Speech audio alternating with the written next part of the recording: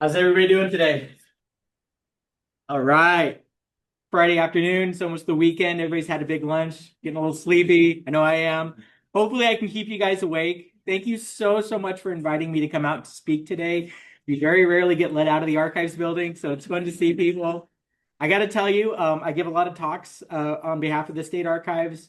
Very few of the talks I give are to other informational professionals like archivists or librarians. It always makes me a little anxious because I realize a lot of the people I'm speaking to probably know more than I do. And also, there's sometimes some concepts that I try to explain to folks who are just average folks off the street. So then I get a little worried. Am I going to be talking down to my audience because it's stuff they already know? So hopefully, we don't end up with any of those situations. Yes, I've been an archivist at the State Archives since 2007, working on legislative intent research requests for members of the public, for members of the legislature, all that time, almost 20 years. They haven't fired me yet, which is great. Right now, I'm helping out with outreach efforts, talks, tours. If anybody knows anybody, family, friends, coworkers, yourself that might be interested in a fun behind the scenes tour of the California State Archives, please reach out to me. We're always trying to boost our tour numbers. It's completely free, except of course for all the parking and headaches and stuff like that. Um, okay, so here's the California State Archives building. We're a division within the Office of the Secretary of State of California. We were established by Chapter 1 Statutes of 1850, back when the state first got started.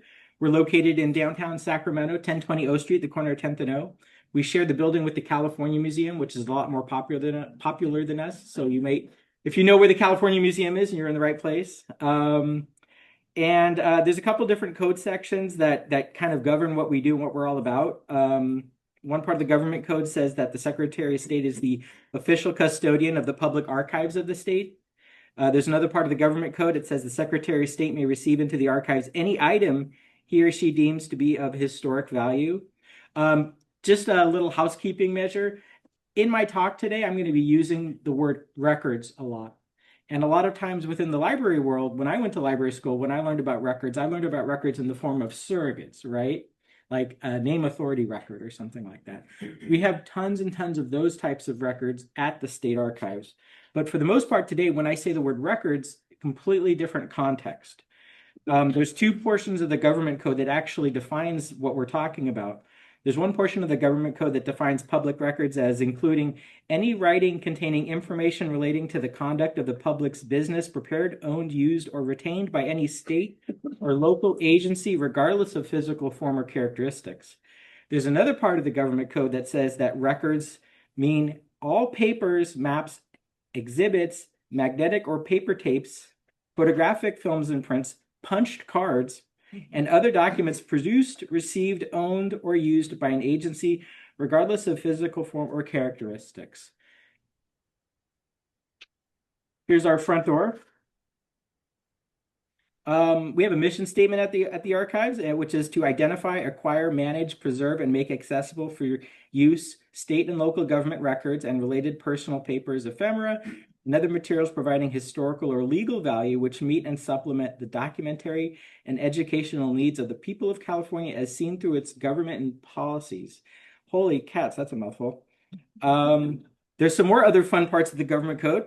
One part says that a record shall not be destroyed unless otherwise disposed of by an agency of the state, unless it is determined that the Secretary of State, my boss, that the record has no further administrative, legal, or fiscal value, and the Secretary of State has determined that the record is inappropriate for preservation at the archives. That means that things can't get destroyed unless we want them at the archives, if it's created by state government. There's another part of the government code says the chief of archives is responsible for the preservation and indexing of materials deposited in the state archives and shall make the material readily available for use. Here's our research room on the fourth floor. So what does this all mean? Well, the California State Archives, we have more than 140,000 cubic feet of historic state government records. That's hundreds and hundreds of millions of pieces of paper, more than 250,000 historic photographs, more than 80,000 pieces of physical media, VHS tapes, film strips, more than 20,000 maps and architectural drawings, thousands of three-dimensional artifacts, everything from Earl Warren's desk when he was the governor to the original Big Spin Lotto wheel where you'd go on TV in the 1980s and win $1 million, tons of old Civil War battle flags. We have some records that are a few months old. We have some records that go back to the late 1700s when California was a part of the Spanish Empire, and tons of stuff in between. And it's an absolute treasure house of information. Because I've learned one thing in this life. One thing. The number of interesting dead people is greater than the number of interesting living people. And I mean that. Here's another view of our research room. We're open weekdays from 9:30 a.m. to 4 p.m. We're closed on weekends and on state holidays. Here's another picture. Every year we help thousands of researchers from all around the world. We can even help some researchers who are unable to come into our building in purpose. If the researcher can send us an email, write us a letter, send us a fax, call us on the telephone, we might be able to help them. Our staff, unfortunately, cannot do in-depth research for members of the public. In many instances, we just don't have that subject matter expertise to do that. However, maybe we can find 200 pages of documents. And we think statistically, there's a really good chance the answer to their question might be in those 200 pages somewhere. At that point, we can contact the researcher and say, hey, we think we have what you're looking for. If you're willing to pay us for copies, sight unseen, and then they cross their fingers, we make the copies, send them out. Maybe it has the answer to their question. They don't have to go through all the rigmarole of trying to find parking in downtown Sacramento. However, we always give priority to in-person researchers. What does that mean? If somebody shoots us an email, they say they want to look at some stuff, we can help them out. But as a public agency, we can't play favorites. We have to treat everybody the same. So if somebody sends us an email, we'll work on it, but there might be 2 or 3 weeks worth of other people's emails ahead of your email. However, we always give priority to in-person researchers. If somebody wanders in off the street, we're going to drop whatever we're doing and we're going to help them out first. And there's no appointment necessary at this time. Another picture of our reference desk. Less than 1% of our holdings have been digitized and are available online. About 99% of our holdings exist only in a hard copy format at 1020 O Street. Furthermore, we only keep about 1% of all records created by state government. About 99% of all state government records will at one point or another be destroyed in accordance with state law. Now, how's that supposed to work? Well, the state of California employs more than 250,000 people, and all those people work in over 500 different state agencies, boards, departments, commissions. And each and every single business day, each one of those individuals creates new records, new memos, new reports, new spreadsheets. None of this stuff can get destroyed unless my boss, the Secretary of State, says, we don't want it for the archives. That's a pretty tall order. Well, the way it's supposed to work is each agency is supposed to have a records management coordinator. That's the person who theoretically is going to know what records their agency creates, where they're kept, what kind of information they contain. And then these records get described on special lists called records retention schedules. And then our staff are going to review them and try to identify records we think are going to be of interest to historians today and historians 100 years in the future. Well, that's as much as an art as it is a science because we don't have a crystal ball. For the most part, we're going to be interested in capturing records that talk about major policy decisions made by heads of state agencies. We're not going to be so much interested in records that talk about what particular employees were out sick from a particular DMV office for a particular month. But it's a pretty heavy duty because the decisions we make about what gets destroyed and what gets kept will actively shape how history books in the future get written. Here's a picture of our stacks. Our facility is 6 stories tall. It's 170,000 square feet. This is from the 3rd floor where we have a lot of our bound volumes. There's some rolled maps, it looks like. Also on the C floor. There's a vent in the ceiling of the C floor that has a grate in it, and the airflow really gets going in the summertime. One time we had a DGS building engineer look up there, and they found a piece of paper was stuck behind the vent. And when the airflow gets going, it makes a sound when the paper flips and flitters. And it's the exact same sound as somebody turning a page in one of these big bound volumes. Gave rise to all sorts of legends and rumors at the archives because we would work on that floor by ourselves, and we would hear right next to us a page being turned in a book. We have some records that go back, as I said, back to the late 1700s when California was part of the Spanish Empire. We have also a lot of records relating to grants of land made during the 1830s and 1840s when California was a part of Mexico. And this is one of the diseños or maps from our Spanish archives right here. And we do have all of our diseños online, which is fun. This is where I'm just kind of giving you the background of what we're all about before I get into the ledge stuff. California has the oldest law anywhere in the United States allowing for the registration of trademarks, preceding all other states and even the federal government, which did not begin trademark registration until 1870. We started with Chapter 129 of the Statutes of 1863. Consequently, we have an enormous collection of original artwork that's been filed with the Secretary of State by different corporations to register their logos, brands, trademarks, really famous companies, weird old crack patent medicines that are like 20% cocaine. We had a grant project years ago where we scanned all of our 19th century trademarks, so you can see all that artwork online as well. Beautiful color lithographies. We have lots and lots and lots and lots of records that are helpful for people doing genealogical research, right? They're trying to put their family tree together, especially if someone's ancestor not only was in the state of California, but they had some connection to state government, right? Because we're the house for state government records. Maybe your ancestor was a patient in a state-run hospital. Maybe your ancestor was a soldier in the state militia. Maybe your ancestor was a prisoner in the state prison. We have many, many records of people who are in the state prison system between the 1850s and the early 1990s. And they're very frequently requested by everybody from genealogists to cold case homicide detectives that are trying to solve crime. We also have lots of records. Some of my most favorite records that are helpful for genealogical purposes. We have records, vocational licenses from the Department of Consumer Affairs. So if we think about it, there's a lot of professions out there that you had to get a license from the state before you could do it. Medical doctor, beautician, professional wrestler. Those records are some of my favorite because they almost always have a really neat old photo of the person attached to us. So here's a manicurist application for an examination as manicurist from 1928. So if this is your ancestor, all of a sudden, boom, you got a picture of them. You know what they look like, which is fun. We also have some great records, deceased physician files. Those are chock full of amazing early photos of physicians across California. For some reason, the name index that was created generations ago lists the names alphabetically, but it breaks it down by their profession and, believe it or not, their ethnicity. So it actually comes in really helpful when a couple years ago I had to do a Black History Month online exhibit. I thought to myself, well, who were the earliest Black medical doctors in California history? Some amazing individuals and stories. This was one of them, Dr. Thompson. He was actually a medical officer in the 92nd Division during World War I, went over to Europe. He's buried at Arlington National Cemetery, and this was a great photo that we have of him.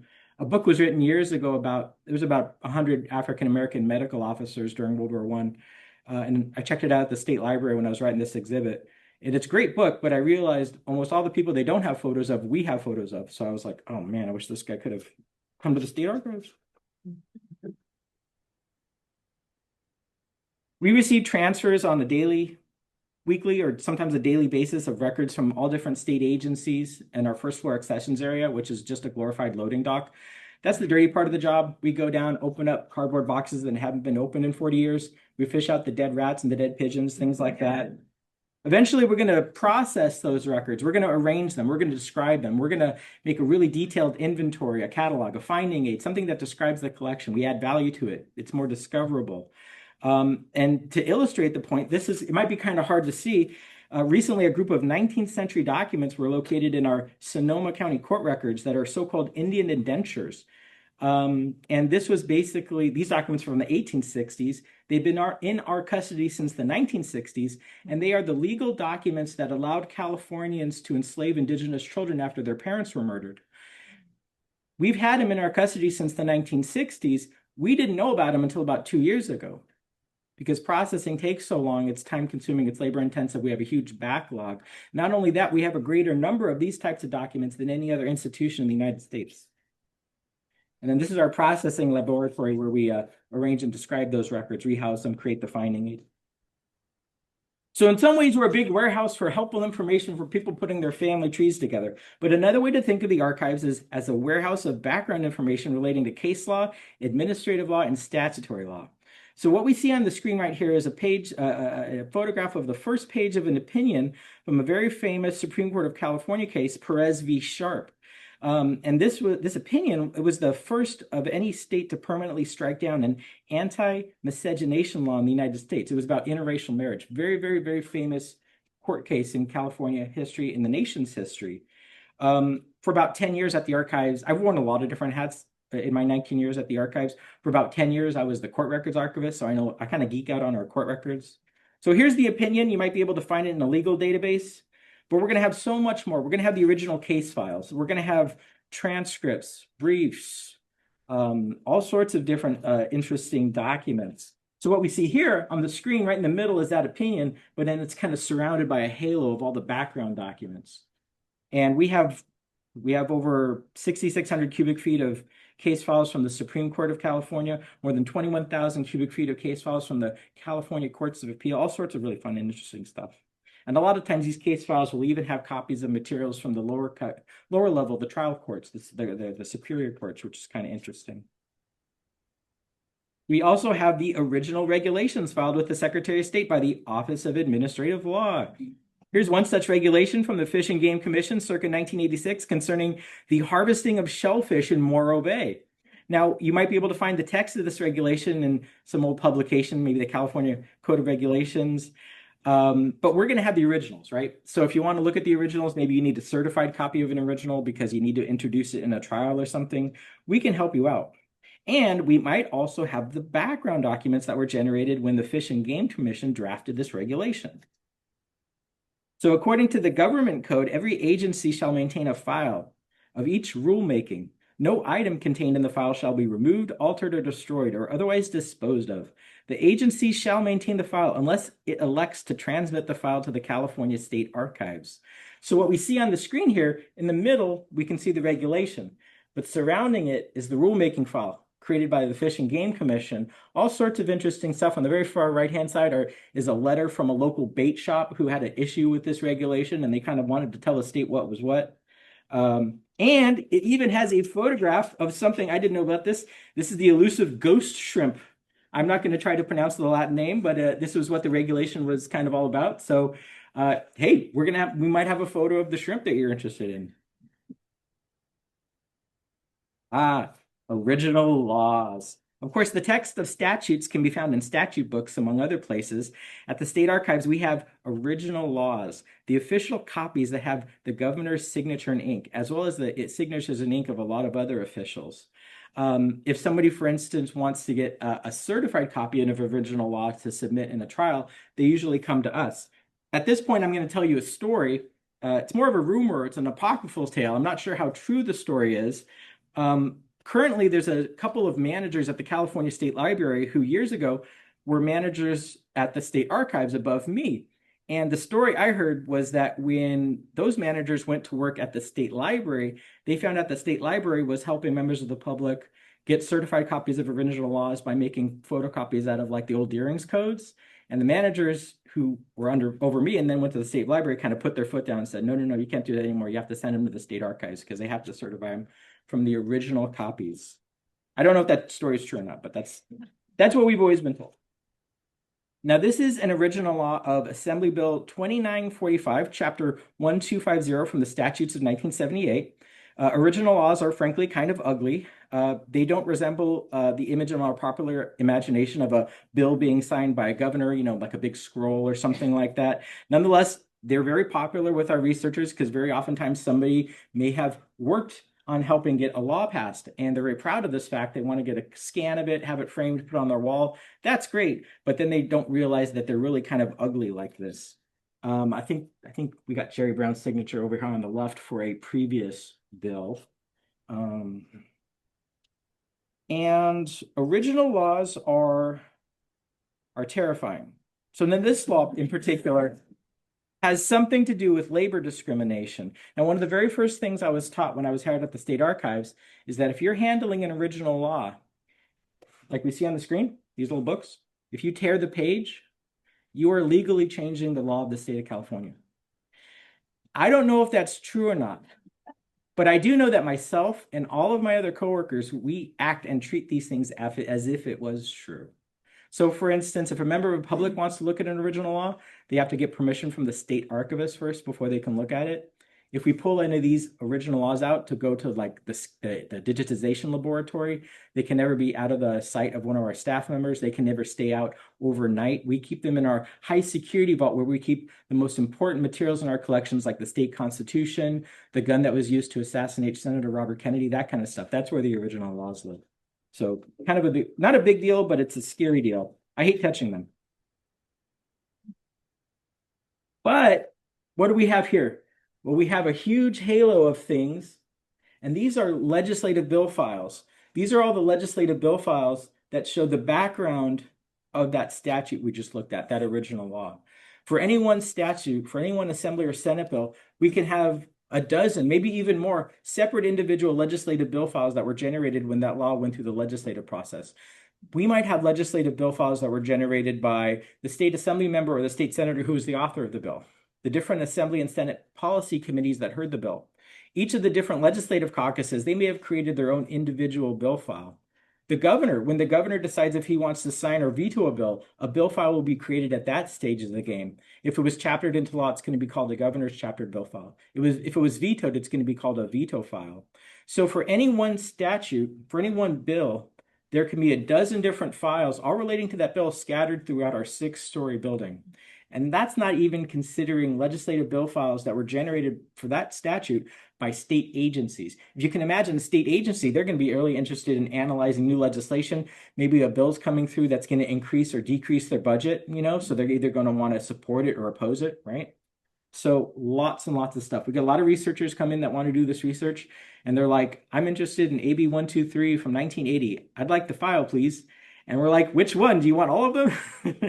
So it's kind of a scavenger hunt. We have to figure out where in our 6-story building all of these files live. According to the Legislative Open Record Act, each committee of the legislature, Assembly, Senate, or joint, must maintain an official file on the bill, resolution, or proposed constitutional amendment assigned to them. For the state archives purposes, the official file is called the legislative bill file. And each committee has the option of maintaining the official file in-house or may arrange to lodge the file with the state archives. That's us. Now, this is one of our legislative history worksheets. This is what gets filled out whenever somebody's interested in looking into all of these bill files.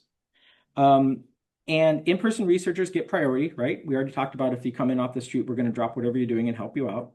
And if they come in off the street and this is their first time ever doing this kind of research, our staff will actually come around from outside the desk and we will take the time to train the person on the steps they need to take to figure out where in our 6-story building all of these files live and have them pulled out for them. We don't have any sort of offsite storage right now. Eventually, at some point, we will. We're running out of space, but for right now, everything's at 1020 O Street. So it doesn't take a huge amount of time for these materials to be brought out of our storage area and the person can look at them. Now, this option is the quickest way to gain access to information, but it can be very time-consuming and labor-intensive because there's a lot of training involved. It's a scavenger hunt. There's a dozen different files scattered throughout our 6-story building. Also, if you come in person to do this research, right, we can pull these files out, plop them out on one of the tables in the research room we saw a picture of, and the person can sit there and they can read the files. Maybe we have 2,000 pages of records relating to this one assembly bill. Maybe it was really controversial, so it has a lot of constituent correspondence, people saying, please don't vote for this bill. And it's just form letters, page after page, it's the same text. If the person could sit down and read all the pages, maybe there's only 25 pages within those 2,000 pages that's actually pertinent to the thing they're trying to research. If you come in person, it takes a long time, but it's the quickest. You can read it, you can cut down the number of pages you're interested in. Now, if you want pages copied, we can do the copies for you. We charge 25 cents a page for copies. And copy orders are worked on in the order received.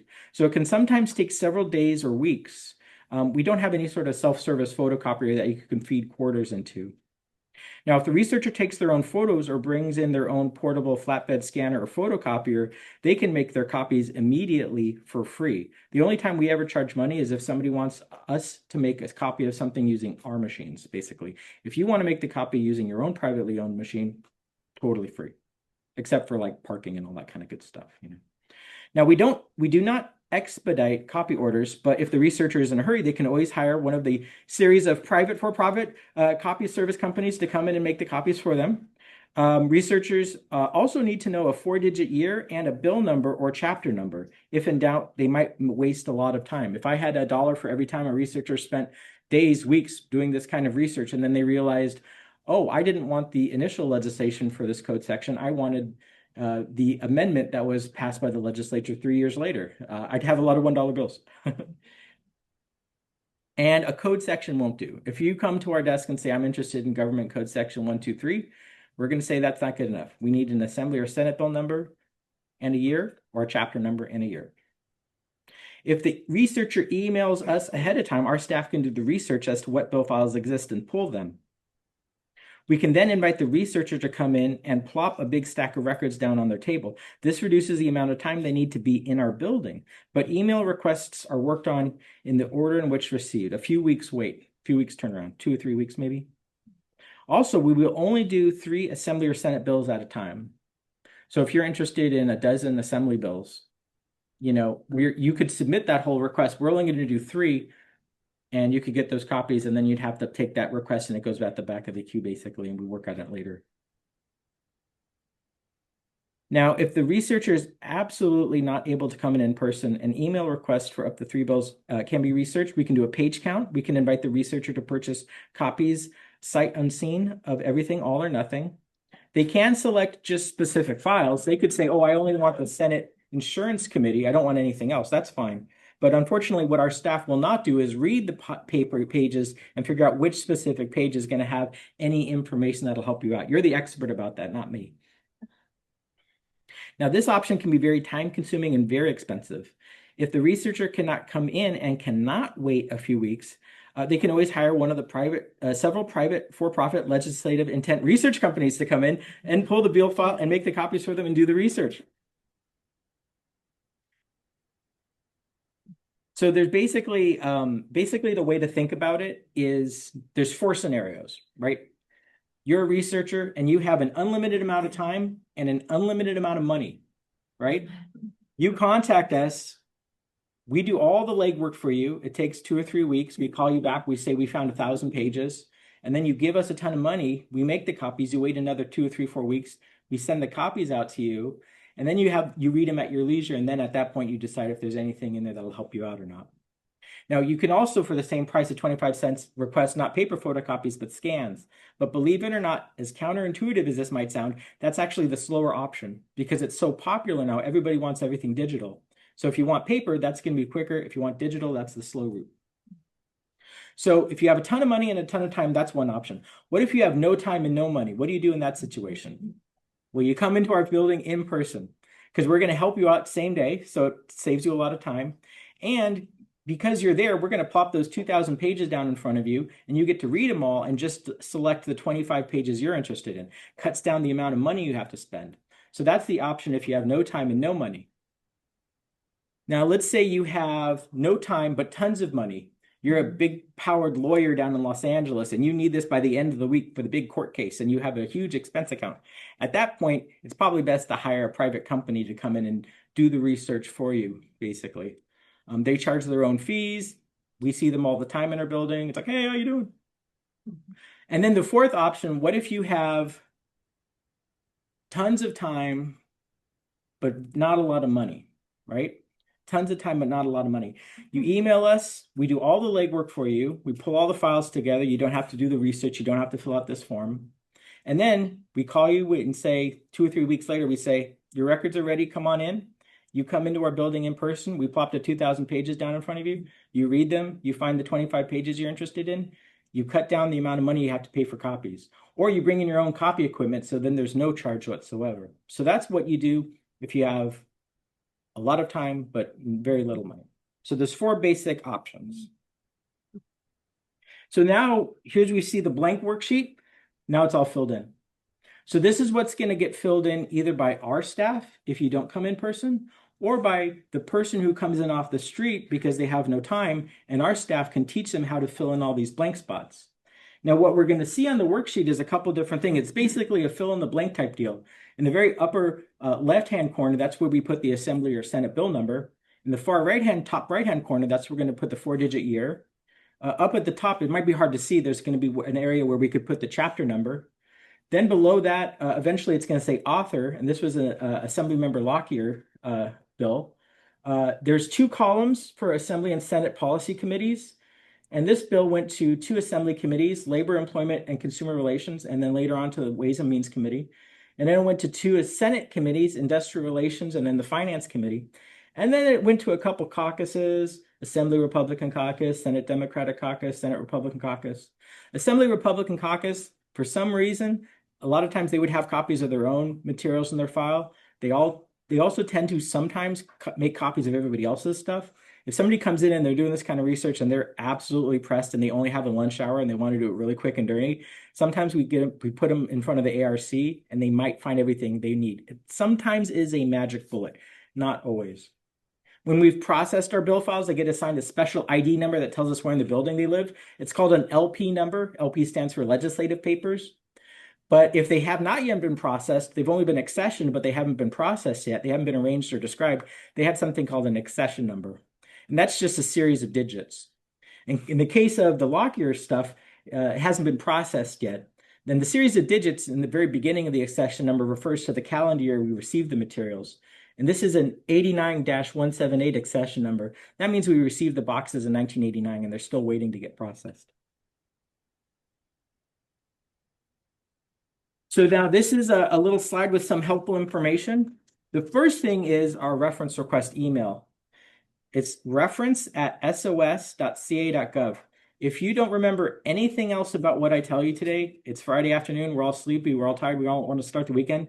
If you remember reference@sos.ca.gov, that's the email for sending us a reference request. You're going to end up talking to someone just like myself who will know everything that I'm telling you about right now. You can submit an order, you can ask what your different options are to get information. Really helpful.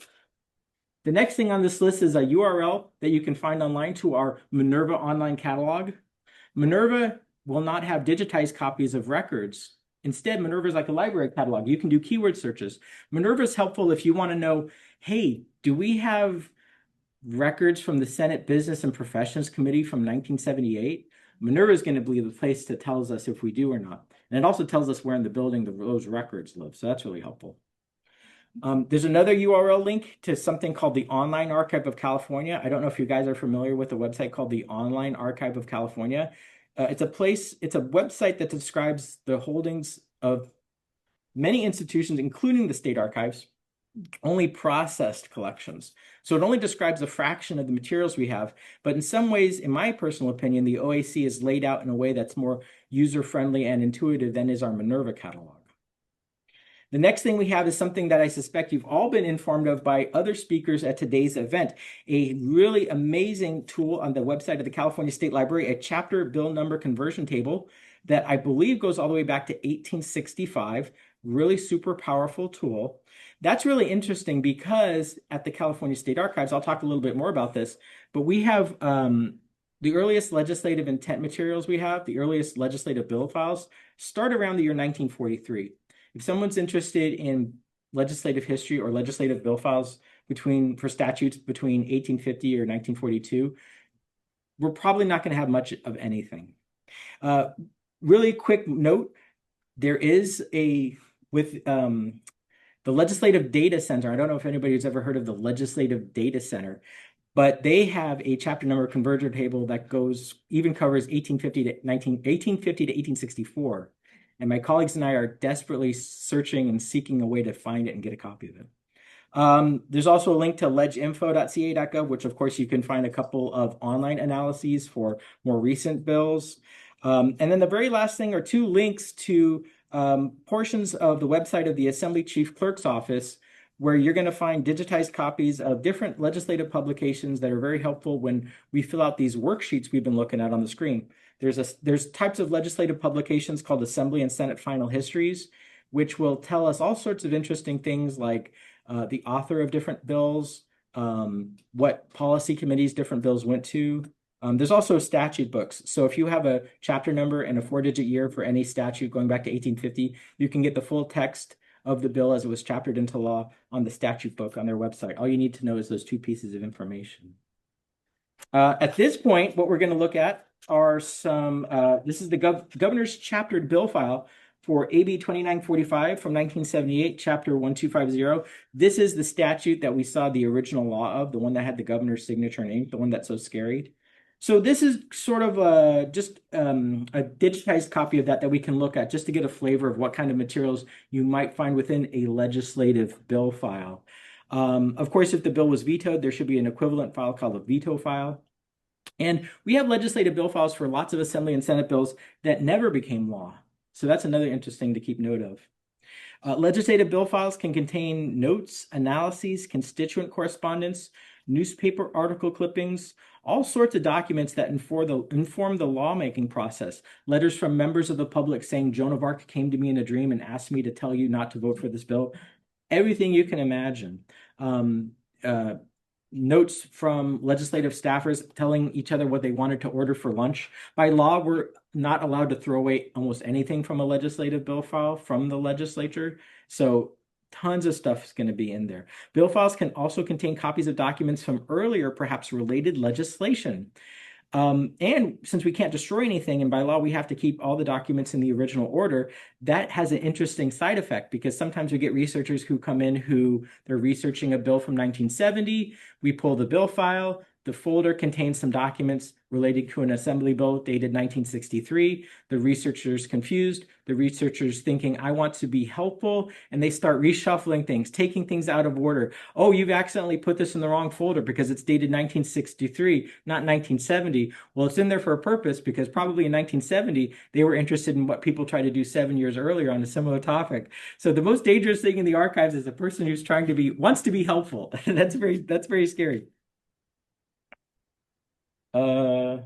Here's another document from that particular bill file.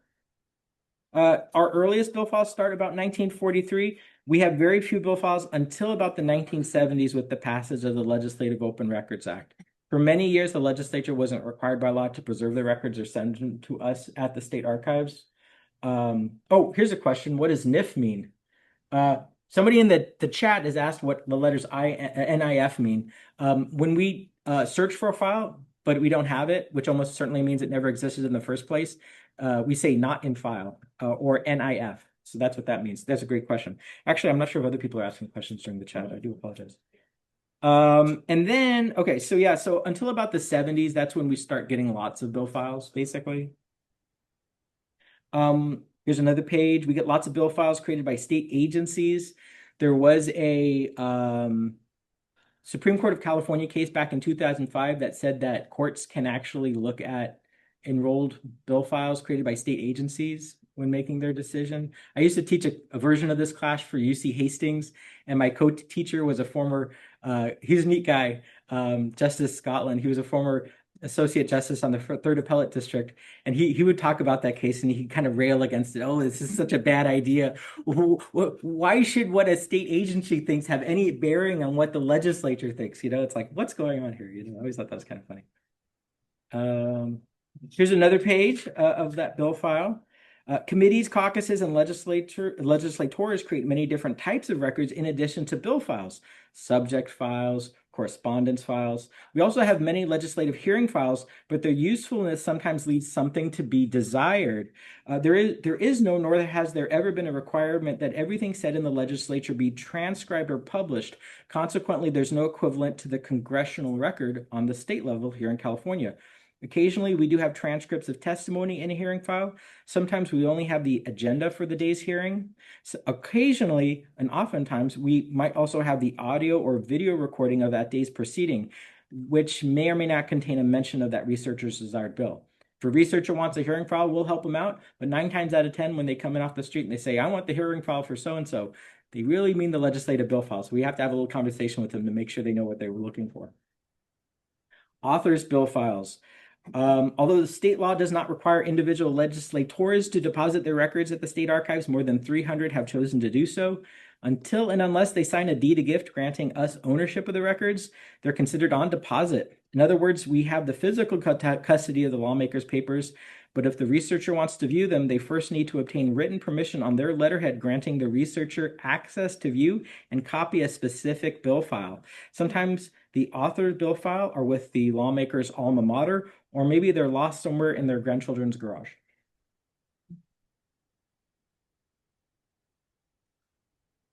Here's another page. This one's an enrolled bill report. Sometimes the patron requesting the bill file are staffers for a Assembly or Senate committee or a member of the legislature. Maybe they are considering new legislation relating to an older bill. Photocopies that our staff make are then incorporated into these newly generated bill files, files that will one day probably be accessioned into our collections. The end result is that we might have a box in one part of a building containing original documents from the 1970s and a box in another part of our building containing identical photocopies made over 40 years later by our staff. That's a really weird concept to think about on a Friday afternoon, but it's a bizarre scenario. Here's another page. Bill files at the state archives can be useful not only for Assembly and Senate bills, but also things like concurrent resolutions, joint resolutions, constitutional amendments. Also, if a proposition was put on the ballot by the legislature, we might have some of the relevant legislative bill files. However, if the proposition was put on the ballot by the people themselves via the initiative process, then we would not have legislative bill files relating to that. So we're the archives for the government of the state of California. We're not the archives for the people of the state of California. Here's another page from that bill file. If the researcher is unsure what bill or chapter number they're interested in, my colleagues and I usually recommend that they speak with a law librarian. If they ask for my help, I usually show them an annotated copy of the code, check the footnote for the original chapter number and any subsequent amendments, then have the patron check the statute books to get the full texts of the initial legislation and the subsequent amendments. Then hopefully they can zero in on which of those statutes deal with the specific language they're interested in. Here's another page.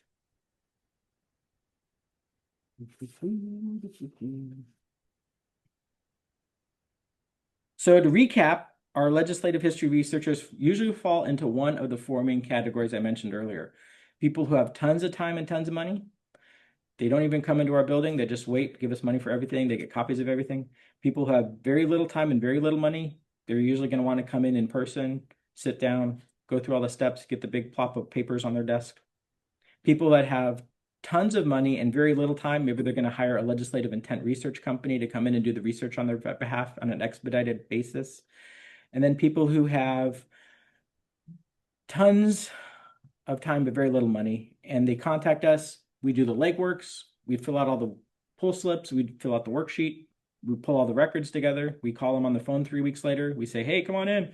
They come on in. They sit down. We plop the record in front of them, and they go to town.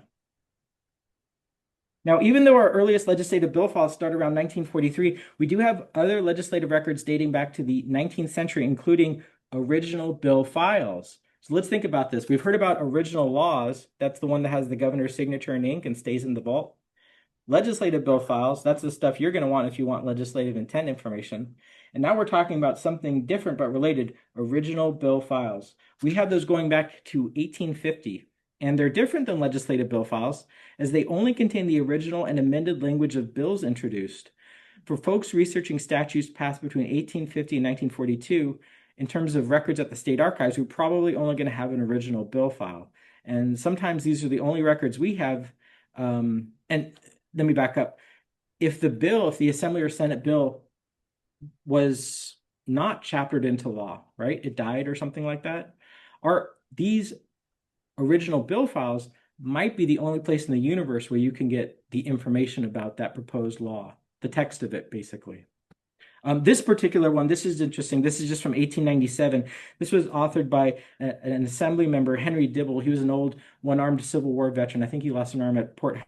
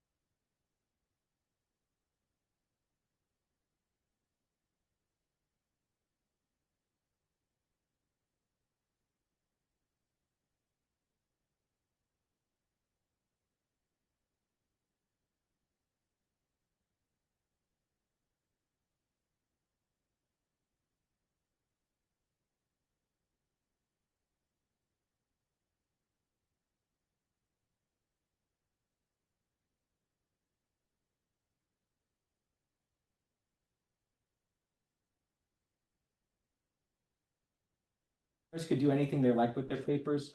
Some of them will give them to us, like Earl Warren, Goodwin Knight. We have their papers and stuff. Good question. Does that restriction ever go away like 70 years after? Yeah, the governor can choose how many. I think the governor can choose how many years it is restricted for.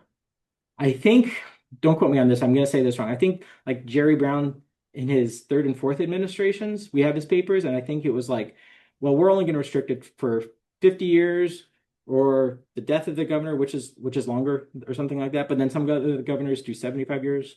Getting that wrong. Anyway, good question. Bad answer. We have quite a few Yes. questions from our virtual attendees. Yes.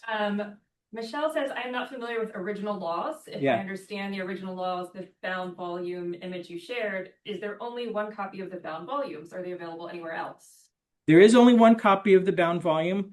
I don't want to get philosophical here, but when we read a statute on LegInfo, in Westlaw, in a statute book, what we're seeing is a mirror, a reflection. What we're seeing is a reflection of the original laws that we keep on the third floor at 1020 O Street. So in other words, when we think about the law, we think about the law in a very ethereal way, but in some respects, the law also exists in a tangible part of our universe that you can hold in your hand. Michelle would also like to know the total number of staff at the archives. Oh, just about over 40, maybe a dozen archivists. We also have administrative staff, support staff, preservation technicians, imaging technicians, and managers. And we're always hiring good people.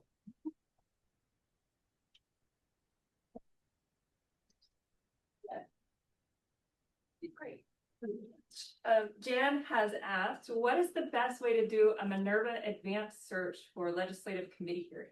Yeah, researchers can search our Minerva online catalog with a simple keyword search, or there's an advanced search function where you can do a keyword search in addition to other things. Like you could search the word Senate and then restrict it to a particular year or range of years. There's also drop-down menus where you can restrict it to certain formats. You're only interested in maps, for example. You can select cartographic and it'll only return records that describe our map collections. But when you do a search on Minerva, less is more. Sometimes committee names can be extremely long and verbose, but if you try to type in, more than 3 words in a Minerva search, you run the risk of getting a result back that says we don't have anything, when in fact we do have responsive records in our collections. We have a comment from David McFadden, and then one more question from our virtual audience. First, the comment from David. 1996 SB 1507, 1996 Chapter 928 is the law that was referenced as to the location of the bill files being in either the committee or the archive. Cal Government Code 9080 is the main code relevant to this. This was enacted as a result of the efforts of NoCal and SCAL government relations committees. Hey, full circle of life. I love it. And then Mark has asked, are there any plans to digitize legislative feature records? We did have a project within the not too distant past to do a mass digitization project of many of our legislative bill files, but those are not yet available electronically. So stay tuned for further details. And we just got one more if no one else in the room has one. I believe you might have shown this, but do the governor files then include the private enrolled bill report, EBR, that our keynote speaker had referenced earlier? They include all sorts of stuff. So many different types of things. There are enrolled bill reports that you can find in a governor's chapter bill file or a veto file. One of the weirdest things we find in governor's chapter bill files, I don't know if it's weird, you guys might be very familiar with them. There might be an entity, maybe a nonprofit or a state agency that wants the governor to sign or to veto that bill. And they will even go so far as to write a recommended, here's what we think your signing statement should read, or here's what we think your veto statement should read. And so sometimes our patrons will find those in the GCBFs and they'll be like, did the governor really say this? And we're like, whoa. If he didn't sign it, he probably didn't say it. It's just what somebody's trying to encourage him to say, that probably wasn't a very good answer. Come to the archives. Come get a tour. Thank you.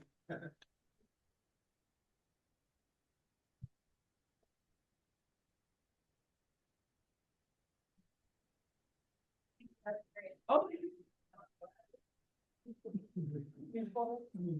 All right, so thanks, everyone. We're gonna reconvene at 3 o'clock, in a few minutes. Thank you.